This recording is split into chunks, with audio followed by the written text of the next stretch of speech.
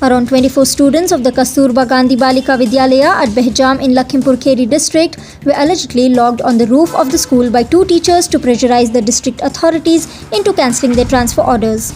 The incident occurred on Thursday night. Officials and the local police managed to bring back the girls to their hostel after several hours.